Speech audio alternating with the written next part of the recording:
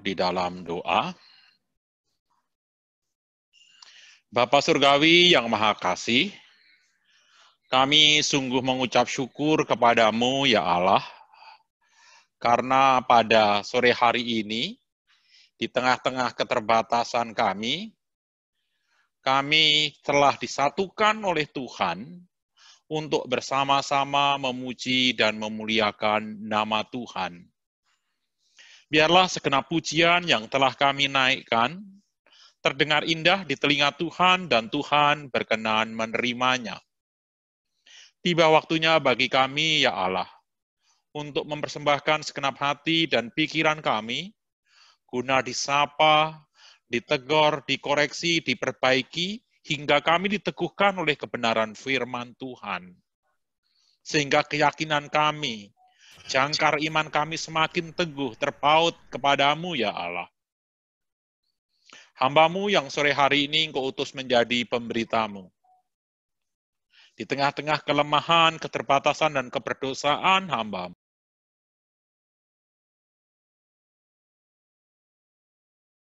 menolong hamba-Mu untuk menyampaikan kebenaran firman ini dengan bersahaja dan setia. Demikian juga hamba-Mu berdoa buat adik-adik hamba-Mu yang terpisah secara ruang ini. Tuhan anugerahkan hati yang takluk, tunduk untuk mendengar firman Tuhan, bahkan menerima kebenaran firman Tuhan. Dan bukan hanya sekedar menerima firman Tuhan, anugerahkan kekuatan bagi kami semua untuk taat dan hidup di dalam firman Tuhan. Berfirmanlah ya Allah, sebab umat kepunyaan-Mu ini sedia mendengarkannya. Di dalam kasih Kristus Yesus, firman yang telah menjadi manusia, kami berdoa dan mengucap syukur. Amin. Sekali lagi saya menyapa kita semua. Shalom semuanya. Apakah slide saya sudah tampil di gadget kalian masing-masing? Sudah, Bang. Baik.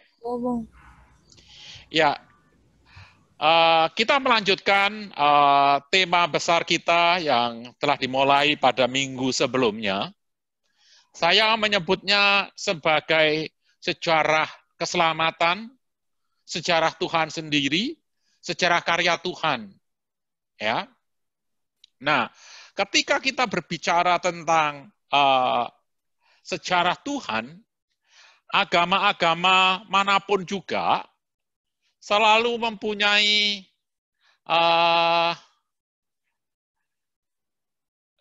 worldview yang sama, sekalipun mereka tidak percaya terhadap Allah sekalipun, tetap mempunyai pertanyaan-pertanyaan yang sama di dalam worldview-nya masing-masing. Bahkan ketika saya masih SMP, kalau saya tidak salah, ketika saya belum menjadi Kristen, ini juga telah menjadi pertanyaan saya. Pertanyaan-pertanyaan itu adalah, yang pertama adalah, sebenarnya kita ini berasal dari mana? Ya, terus keadaan sekarang ini mengapa terjadi? Sebenarnya ending kita itu mau kemana? Dan untuk sampai kepada ending kita yang seharusnya kita harus melakukan apa? Apa yang akan ditempuh di dalam perjalanan sehingga kita sampai kepada ending itu?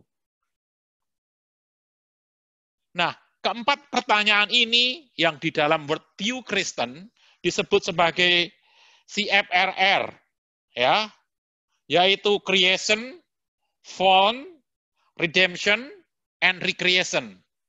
Saya sendiri lebih suka menyebutnya yang terakhir tadi bukan recreation, tapi saya lebih sukanya menyebutnya sebagai consummation. Karena kita tidak diciptakan baru dalam artian menyeluruh, tetapi kita diperbaharui, disempurnakan di akhirnya nanti. Nah, kalau kita melihat urut-urutan ini, maka secara logis itu adalah seperti ini, yaitu pertanyaan 1, 2, 3, dan 4. Tetapi secara kronologis, maka secara logis, maka urut-urutan ini. Jadi 1, 2, 3, 4. Ya, seperti yang ada di layar. Tetapi kalau secara logis, maka 4 dan 3 ini dibalik. Dan kali ini kita telah, karena minggu yang lalu telah dibahas pertanyaan 1 dan 2, paling tidak, saya akan masuk kepada pertanyaan yang keempat, yang di dalam secara kronologis menjadi pertanyaan yang ketiga, yaitu bagaimana kita menyampai ke tempat yang seharusnya. Nah, ketika kita secara iman Kristen berbicara, kita dicipta segambar dengan Allah, namun tidak mulus di dalam sejarahnya, membuat kita akhirnya jatuh atau out of design di situ. Nah, supaya kita kembali ke desain semula, maka perlu proses. Nah, proses itulah yang ketiga sampai kepada akhirnya nanti. Nah, yang ketiga yang dimaksud adalah berbicara tentang redemption atau penebusan. Apa itu redemption atau penebusan tadi? Saya akan melihatnya dari perspektif Alkitab atau Biblika. Sekalipun saya awalnya tertarik atau menekuni bidang sistematik teologi, tapi entah bagaimana akhir-akhir ini saya tertarik kepada dunia Biblika. Maka kalian kalau dalam khotbah-khotbah saya lebih cenderung mengutip teks tinimbang saya mengutip buku-buku orang-orang terkenal. Karena apa? Karena buat saya fondasi dari segala sesuatu adalah teks Alkitab itu sendiri. Nah, saya memulai dari teks Perjanjian Lama. Teks Perjanjian Lama ketika berbicara tentang kata penebusan dengan akar kata tebus gitu, yang kira-kira di dalam Perjanjian Lama dengan segala variannya ada sekitar 200 sampai 300 atau 200 sampai 250 kata begitu. Itu menggunakan kata geulah. Nah, kata geulah itu sendiri itu dipakai banyak hal.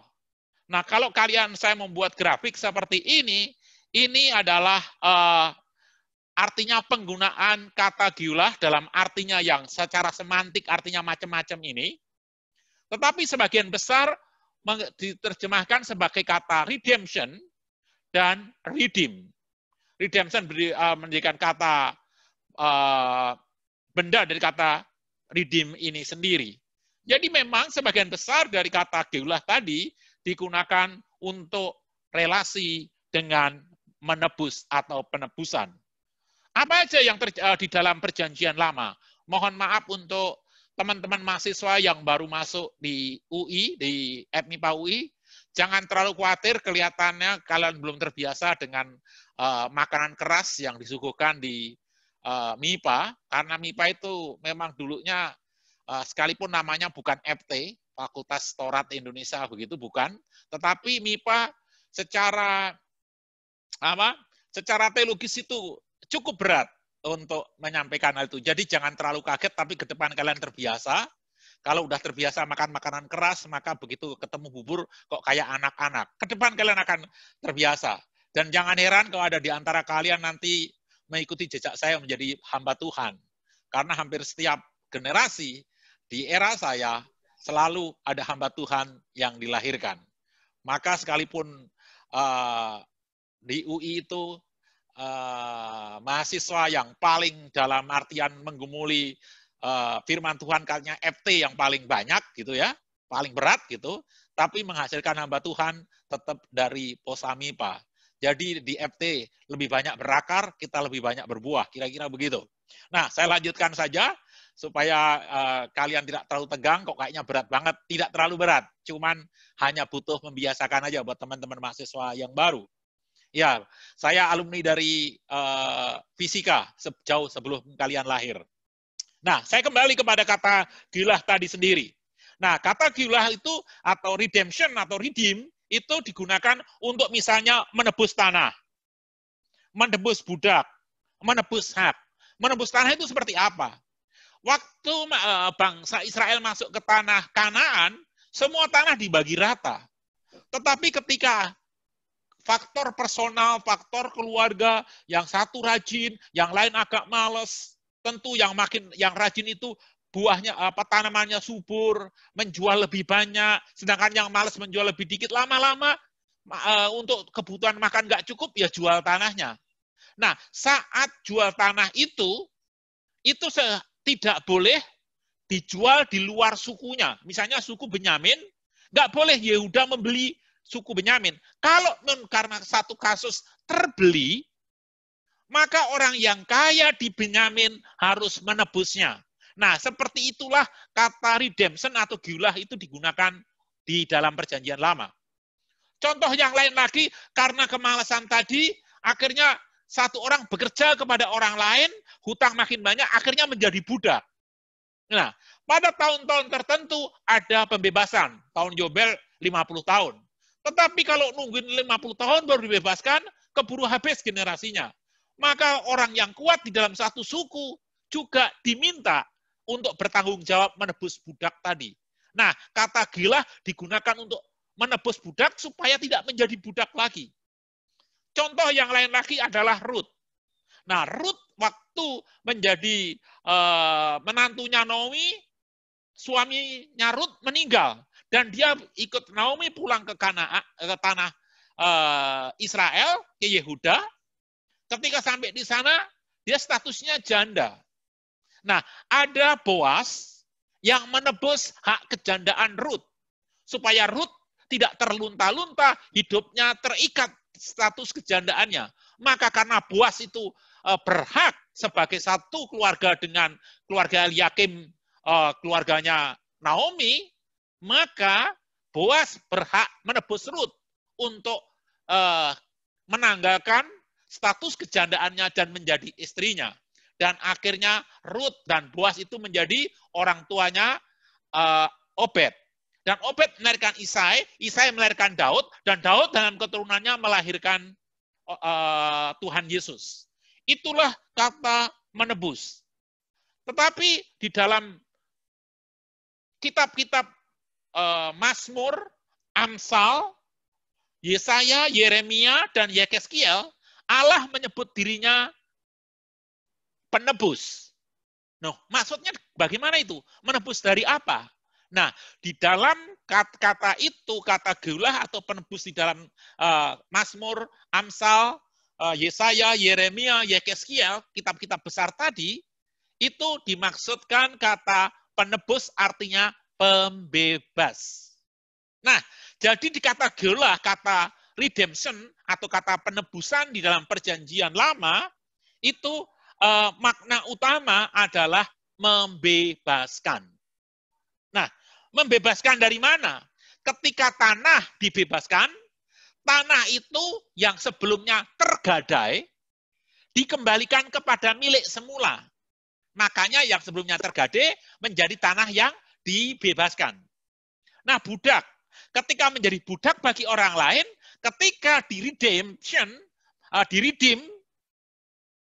ketika melakukan redemption, maka hal itu menjadikan budak tadi menjadi orang merdeka kembali. Ketika status Rut yang terikat oleh status kejandaannya dibebaskan oleh Boas. Jadi kata geulah di dalam perjanjian lama berbicara tentang pembebasan. Nah, bagaimana dengan perjanjian baru? Nah, kata perjanjian baru menggunakan kata apollustrosis itu adalah melepaskan, membebaskan dengan membayar tebusan. Ya, melepaskan, membebaskan dengan membayar tebusan. Apollustrosis ini ketika dibaca memang nggak beda jauh dengan kata geulah tadi. Ya. Kata apollustrosis tadi, kalau dilihat, Artinya tindakan untuk memiliki kembali. Misalnya, saya punya HP, ya kan? Nah, HP saya kebetulan kehabisan uang. Tak gadekan di Pegadaian. Nah, tindakan saya ke Pegadaian membayar sejumlah uang untuk mengambil ini menjadi milik saya kembali. Ini yang namanya apolutrosis tadi. Atau redemption dalam perjanjian baru. Jadi tindakan untuk memiliki kembali yang sesuatu yang sebelumnya tergadai, yang sebelumnya dimiliki oleh pihak lain. Yaitu mengambil kembali miliknya dari pihak lain yang sempat memilikinya karena satu dan lain hal. Nanti kita akan lihat di dalam konteks bacaan kita atau pemahaman kita sore hari ini.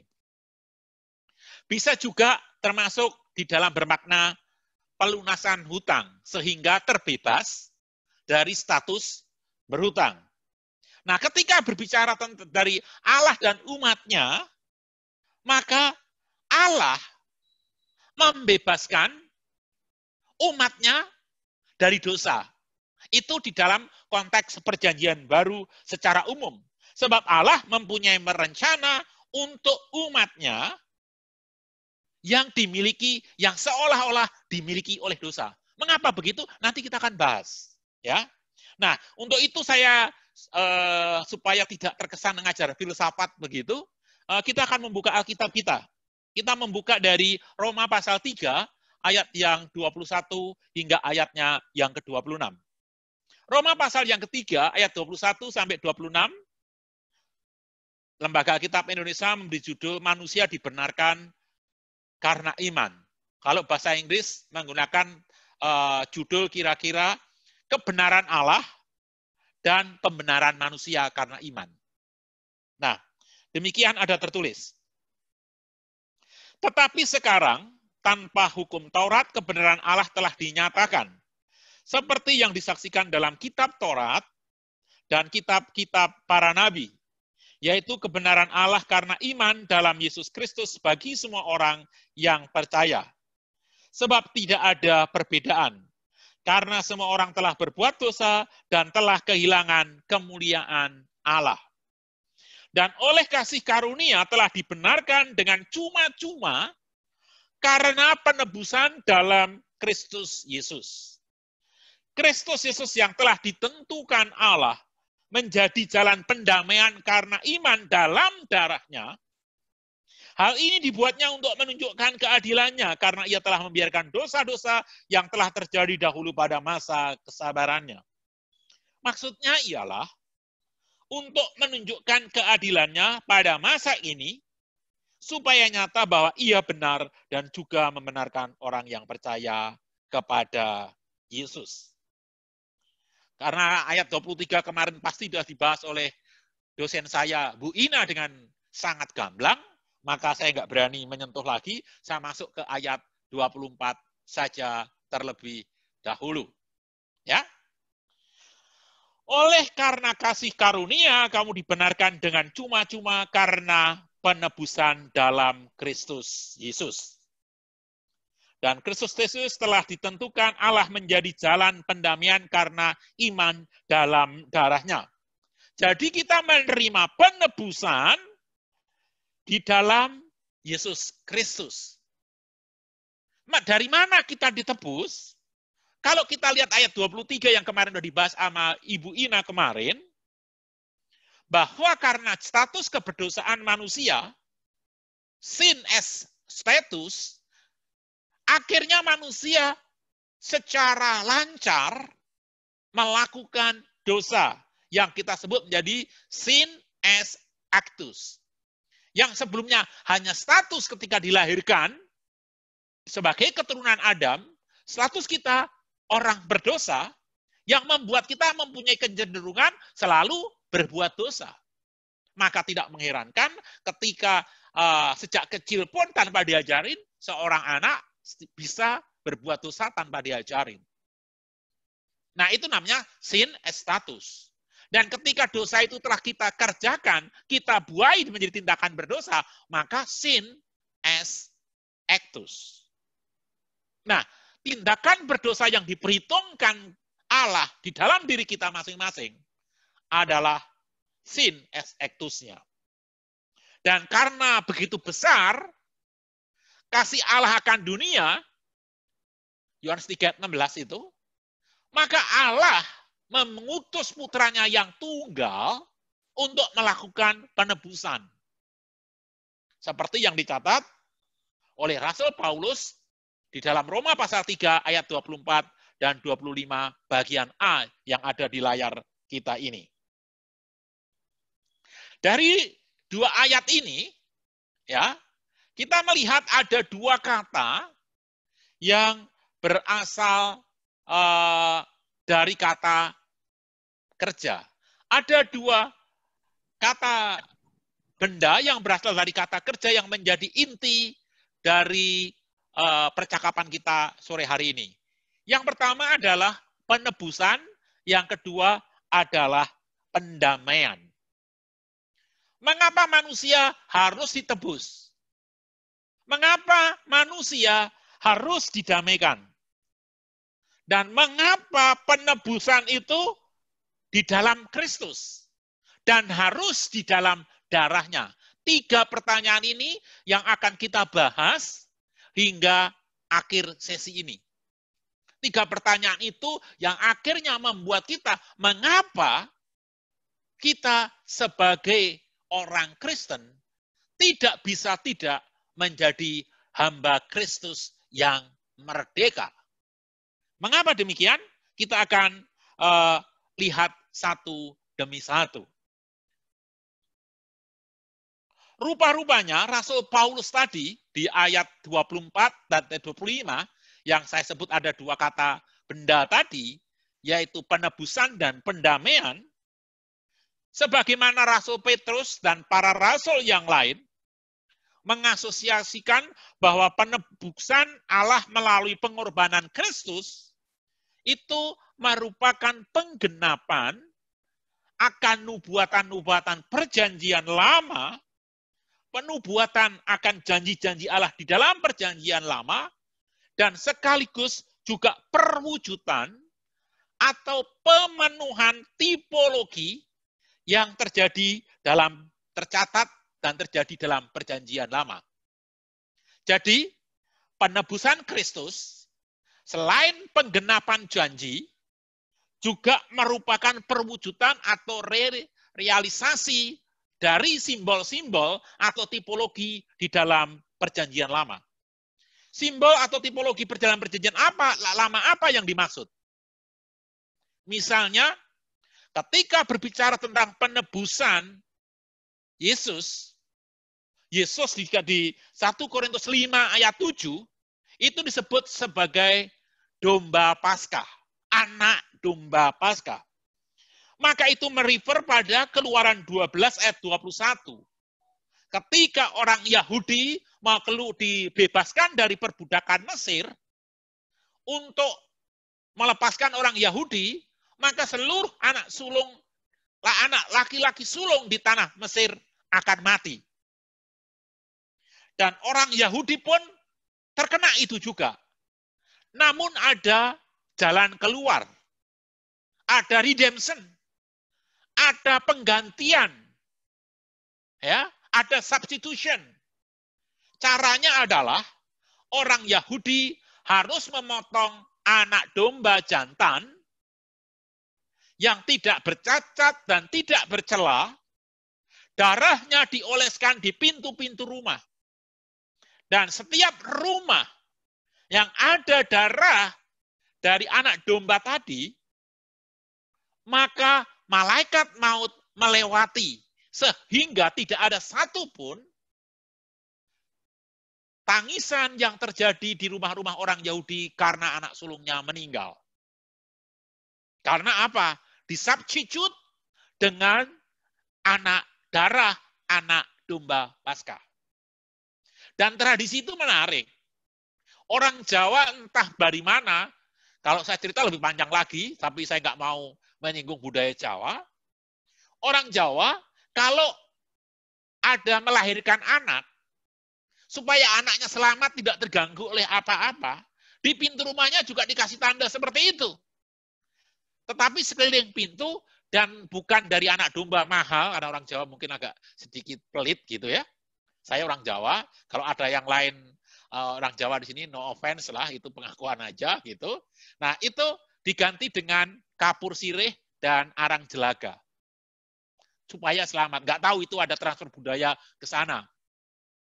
Tetapi yang mau saya katakan adalah Kristus sebagai anak domba Paskah seperti ditulis di 1 Korintus 5 ayat 7 itu merupakan perwujudan, merupakan penggenapan dari tipologi anak domba Paskah yang dilakukan oleh bangsa Yahudi sejak keluar dari Mesir hingga diperingati setiap bulan tertentu, setiap tanggal 14 bulan apa saya lupa. Ya, di situ orang Yahudi merayakan Paskah. Ya. Nah, saat yang sama domba itu juga ada di sana sebagai korban penebus salah. Nah, itu digenapi juga oleh Tuhan Yesus seperti di kitab Ibrani yang mengatakan imam besar mengorbankan dirinya untuk keampunan dosa umat yang diwakilinya. Jadi sekali lagi teman-teman yang Tuhan Yesus kasihi, sama seperti domba Paskah yang dipercikkan di pintu, korban penebus salah, jika misalnya saya melakukan dosa begitu, terus saya datang ke imam, Kohen di orang Yahudi, imam saya berdosa, saya mau minta pengampunan dari Tuhan. Gimana caranya? Maka saya membawa domba, anak domba jantan, yang tidak bercacat, tidak bercela, yang tambun, yang bersih, yang tidak ada sakitnya, saya bawa ke iman, dan iman menyembelihnya, darahnya dipercikkan kepada saya dan dipercikkan di mezbah. Dan ketika Allah melihat saya, dia tidak murka lagi kepada saya karena dia tidak melihat saya lagi, yang dilihat adalah darah yang terpecik atas saya. Ini yang namanya grafirat. Ini yang adalah yang namanya mengcover, cover up, ya, yang menutupi saya sehingga saya dibebaskan dari tuntutan Allah karena dosa saya, karena kesalahan saya. Ya. Nah, dari situ teman-teman itu ada namanya konsep menutupi atau grafirat atau cover up. Nah, itu digenapi di dalam diri Tuhan Yesus. Nah, di dalam perjanjian lama, grafirat itu adalah saya ditutupi oleh darah, Allah melihat darah. Nah, di dalam perjanjian baru, ini saya yang berdosa, Yesus yang mati bagi saya, maka sekarang Allah tidak melihat Yonas yang busuk, Yonas yang brengsek, tapi yang dilihat adalah Yesus dengan pengorbanannya, sehingga Allah dipuaskan oleh pengorbanan itu. Sekali lagi, ini adalah tipologi kata penebusan tadi. Maka, tidak mungkin ada penebusan tanpa pertumpahan darah. Dan itu sejak penciptaan pun demikian. Ketika manusia berdosa, manusia berusaha menutupi rasa malunya dengan membuat cawat dari pohon ara. Namun Allah membuat pakaian dari kulit binatang untuk Adam dan Hawa. Pasti untuk cover up dibutuhkan darah yang tertumpah. Maka dikatakan his blood ya was my sin away. Yang mencuci darah saya, yang mencuci dosa saya.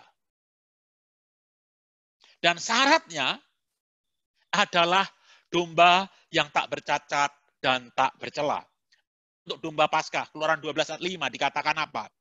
Anak domba itu harus jantan, tidak bercela, berumur setahun, kamu boleh ambil domba atau kambing. Tetapi syaratnya adalah jantan dan tidak bercela. Imamat 5 ayat 18 ketika berbicara tentang korban penebus salah, haruslah ia, orang yang berdosa itu, membawa kepada imam seekor domba jantan yang tidak bercela dari kambing dan domba yang sudah dinilai sebagai korban penebus salah. Jadi prasyaratnya adalah tak bercacat dan tak bercela. Ya, jadi kalau dikatakan mengapa harus darah? Karena setiap penebusan harus ada darah yang tertumpah. Nah, itu sudah menjawab satu pertanyaan. Mengapa perlu ada penebusan? Mengapa harus dari Tuhan? Ya, mengapa ada penebusan setelah ini? Mengapa harus dari Tuhan? Karena sesuatu yang ditebus atau seseorang yang ditebus itu tidak mampu melepaskan diri, tidak mampu memerdekakan diri, tidak mampu menebus diri sendiri. HP yang tergadai kan nggak bisa HP-nya bayar ke counter terus supaya ini bebas, nggak bisa. Tanah yang tergadai tidak bisa membayar kepada yang ngutangin, terus tanahnya bebas, nggak bisa. Karena benda mati. Budak, sekalipun benda hidup, ketika menjadi budak, tidak mampu membebaskan diri. Hanya orang yang merdeka yang bisa membebaskan budak. Oleh karena yang terbelenggu, yang terikat, yang tergadai itu tidak bisa membebaskan diri, maka diperlukan Tuhan yang melakukan penebusan. Dan ketika berbicara tentang dosa, mengapa dosa seolah-olah mesti manusia ditebus dari dosa tadi? Mengapa demikian? Karena konsep tentang dosa adalah seperti ini. Saya merefresh aja. Misalnya dari Roma 5 ayat yang ke-12. Sebab itu sama seperti dosa itu masuk ke dalam dunia oleh satu orang. Dan oleh dosa itu juga maut, demikian maut itu telah menjalar kepada semua orang. Pertama, dosa itu menjalar. Dosa itu diwariskan. Sin es actus. Status. Ketika Adam berbuat dosa, status keberdosaannya itu diturunkan kepada kita. Kenapa? Karena memang secara status kita berdosa, kita mewarisi itu. Dan itu dicatat di Kejadian pasal 6, ayat 5 dan 6. Kejadian 6, ayat 5 dan 6, ayat yang ke-6 dikatakan, menyesalah Tuhan. Menyesal karena apa? Ayat yang kelima. Ketika dilihat Tuhan bahwa kejahatan manusia besar di bumi dan bahwa kecenderungan hatinya selalu membuahkan kejahatan. Ya, jadi karena status tadi menjadi actus di dalam tindakannya. Nah, selain itu, dosa selain menjalar, dosa bersifat menawan. Roma 7 ayat 21 sampai 24 kalian boleh baca. Tetapi secara khusus saya akan membaca di ayat 23. Atau dari 21 saya baca secara cepat aja. Demikianlah aku dapati di dalam hukum ini, jika aku menghendaki berbuat yang baik, yang jahat itu ada padaku. Sebab dalam batinku aku suka hukum Allah, tetapi dalam anggota-anggota tubuh aku melihat hukum lain yang berjuang melawan hukum akal budiku, membuat aku menjadi tawanan hukum dosa. Ayat yang ke-24, aku manusia celaka, siapa yang mampu menolong aku dari tubuh maut ini, kata Rasul Paulus. Jadi, dosa bukan sekedar sifat jelek, dosa bukan hanya bad habit, dosa itu bersifat menjalar, hidup, dan bersifat menawan. Dosa selain menjalar, menawan, juga memperbudak. Yohanes 8 ayat 34. Tuhan Yesus bersabda, barang siapa melakukan dosa, berbuat dosa, dia menjadi menjadi hamba dosa. Jadi 3 karakter, Tiga esensi dari dosa yang menjalar, menawan, dan memperbudak. Sehingga kita yang berbuat dosa menjadi budak dosa, kita ditawan oleh dosa, maka kita tidak mampu membebaskan sehingga diperlukan pertolongan dari Allah untuk menebus kita dan mendamaikan kita. Mengapa mendamaikan? Di Roma pasal 5 ayat 10 dikatakan kita telah menjadi seteru Allah karena dosa. Jadi maka dua kata benda yang berasal dari kata kerja tadi. Mengapa kita perlu penebusan? Mengapa kita perlu pendamaian? Karena natur dosa menawan dan memperbudak kita. Dan karena kita telah berdosa, maka kita ditawan dan diperbudak oleh dosa. Dan karena kita ditawan dan diperbudak oleh dosa, maka kita perlu pertolongan dari luar, yaitu pribadi yang menebus kita dan memperdamaikan kita dari dosa.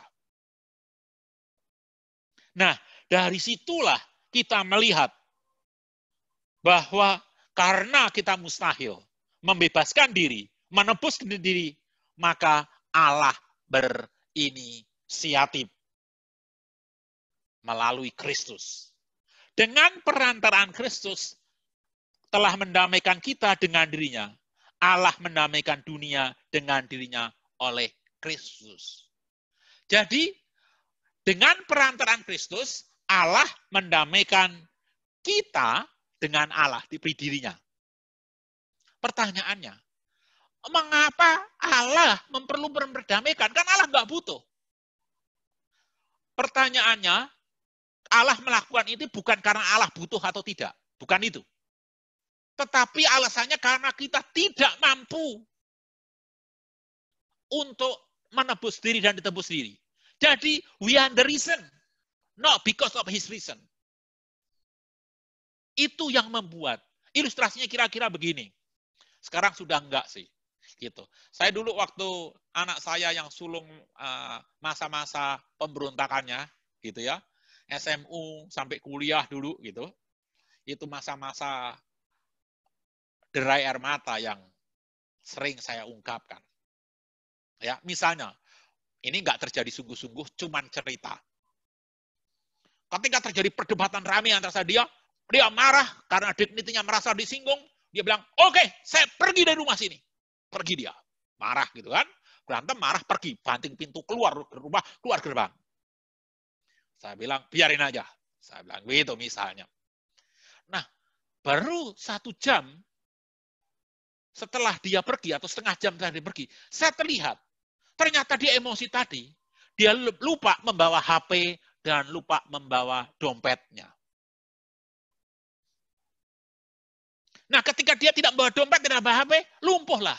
Mau makan dari mana? Nah, terus gimana dia bisa menghubungi? Atau kalau perlu pertolongan dompetnya atau perlu uang, dari mana dia? Karena alat komunikasinya pun nggak dibawa.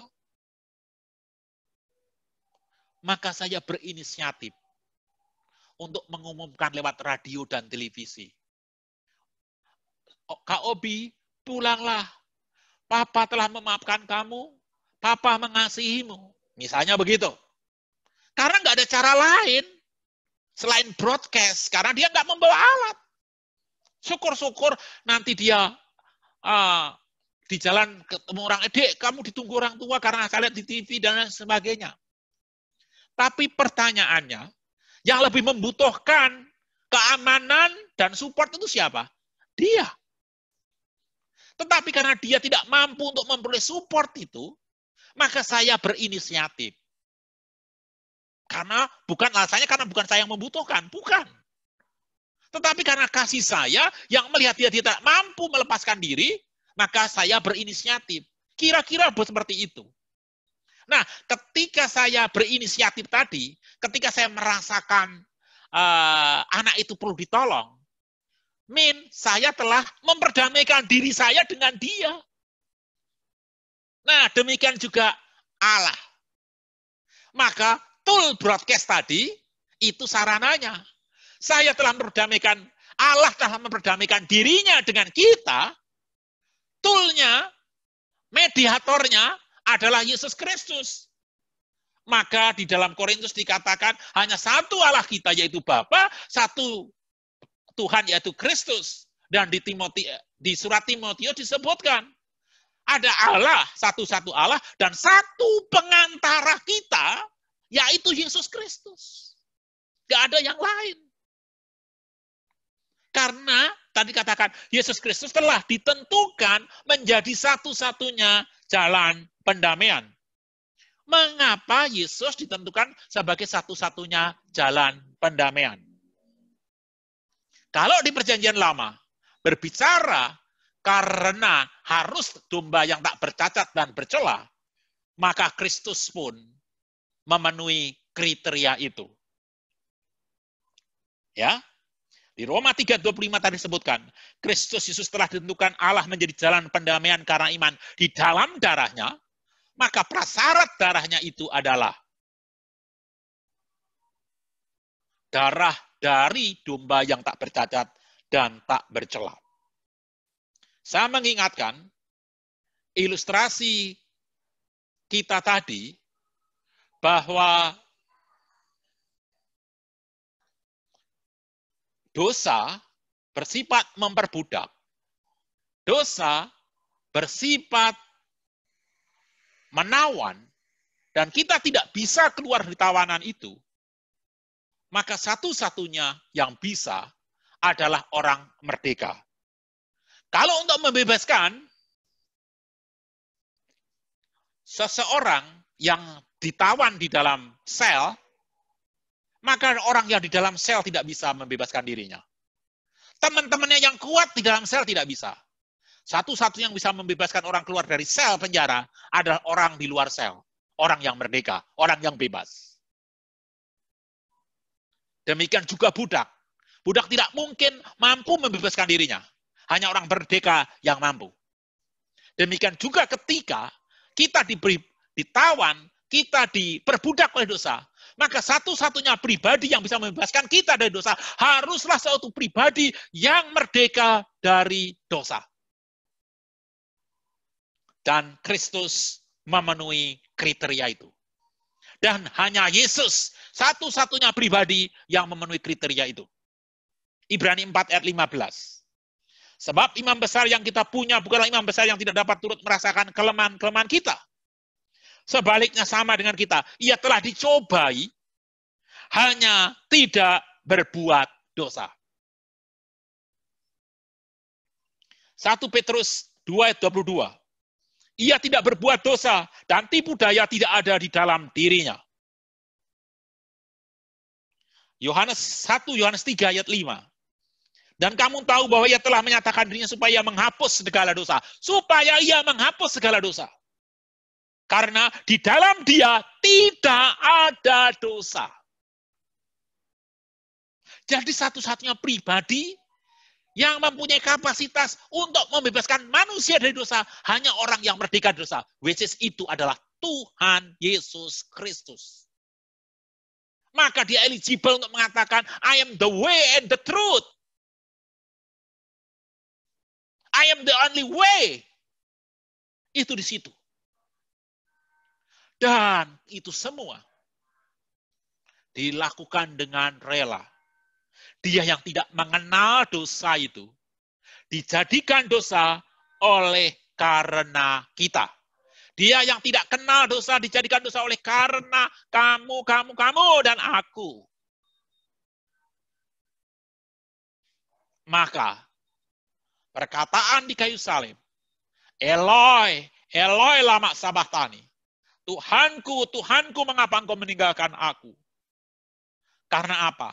Semua dosa kita ditimpakan kepada Kristus yang tidak mengenal dosa. Kalian perhatikan, 7 perkataan di kayu salib. Semua menggunakan kata Bapa ketika Yesus menyebut Allah. Hanya satu kali dia menyebut Allahku, Allahku, karena dia mewakili kita. Dosa-dosa kita lah yang ditanggungnya. Sehingga Allah Bapa menimpakan segala kutuk di kayu salib karena kamu dan aku. Itulah sebabnya semua datang dari Allah.